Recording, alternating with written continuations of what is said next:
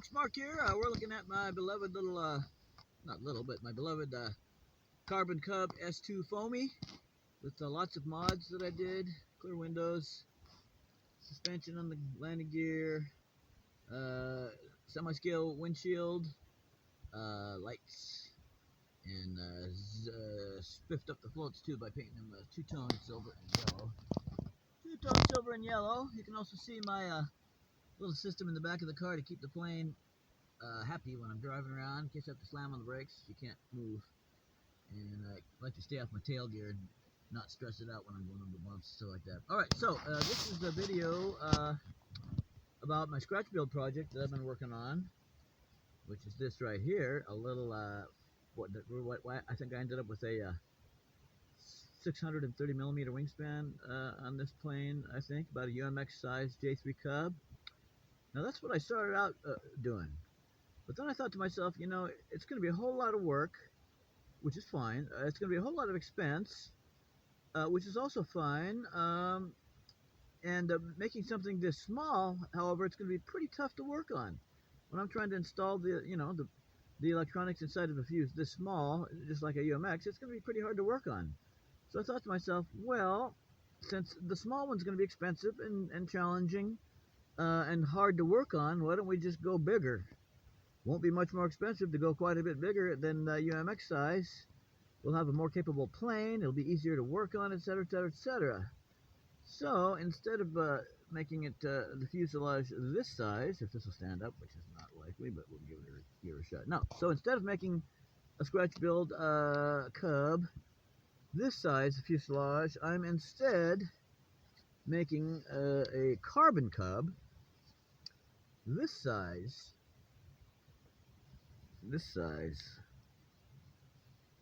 Alright, so what this is, let's move the little UMX size template out of the way, because we're not going to use that after all. It's not going to cost much more money to make a 1300 millimeter wingspan highly capable airplane than it will to make a little UMX sized model. That's my opinion. So here we go. So here's what I've made. I've made a template here for a Carbon Cub 1300 millimeter red and silver trim scheme. Alright, now this is my cardboard template for the fuselage sides, a right side and a left side. I'm going to literally trace around this cardboard onto very, very thin sheets of balsa and cut out a whole side, left side and then the right side, and I'll cut out the windows, right? And I'll talk more about that in a second. So anyway, there you go. So I decided to make a 1300 millimeter Carbon Cub. Now, I love this Carbon Cub so much. And in fact, I think this is probably my favorite plane in the world, the Carbon Cub with this particular trim scheme.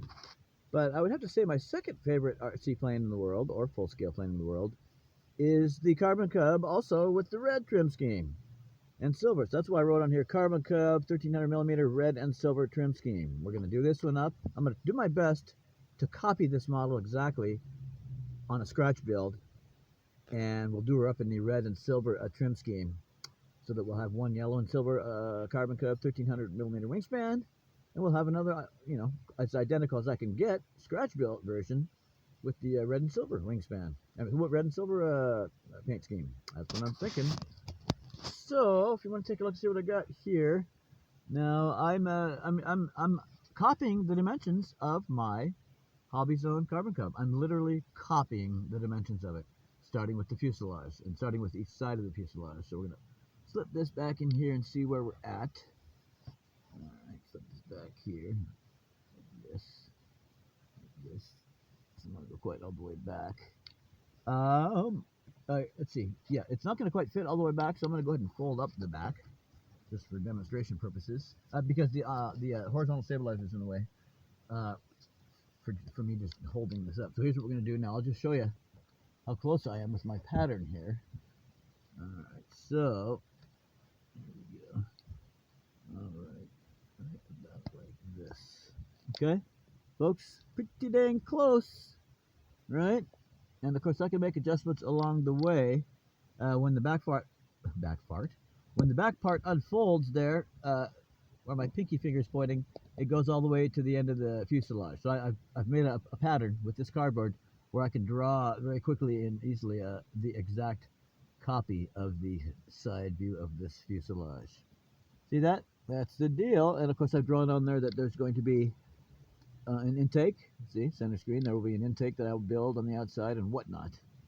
And you can see how the windshield's going to go on there and everything like that. But that's the idea, folks. That is my template to copy, exactly copy this here Carbon Cub airframe. Exactly copy it. All right then. And then, so anyway, so I take the two sides after I trace them on the balsa and cut out the balsa. I've got two solid sheets of balsa, the full length and full size of the fuselage, one for the right, one for the left. Then I'm going to exactly copy the measurements of the top and bottom of the fuselage, make a template out of cardboard, cut those, and when I glue everything together, I'll have my left side of the fuse, the right side of the fuse, the top of the fuse, and the bottom of the fuse will be all glued together. Although I'll glue the top on later because I'll want to go in there and work on it. But pretty soon I'll have all four pieces of the fuselage, top, bottom, right, and left. And that'll be a pretty good start on this project. That'll be a pretty good start on this project. Yeah, so there we go. Okay, so when I've got the four pieces of the fuselage and I put them together and I've got the fuselage, well then I'm going to go inside and build the airframe, the actual frame, from the inside of the airplane. I'm going to use either balsa or basswood, probably basswood, little tiny sticks, if you will.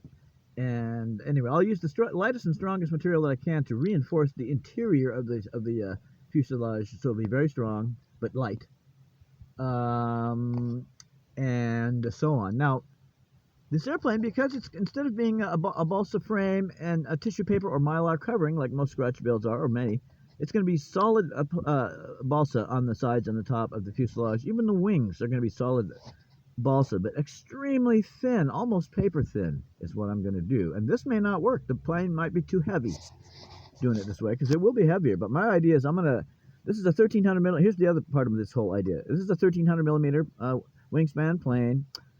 What I'm going to do after I build my scratch-built copy of this plane, the fuse and the wings and everything, after I built all that exactly the same as this, as closest to it I can get, and I can get pretty close to it because I'll follow the same exact dimensions.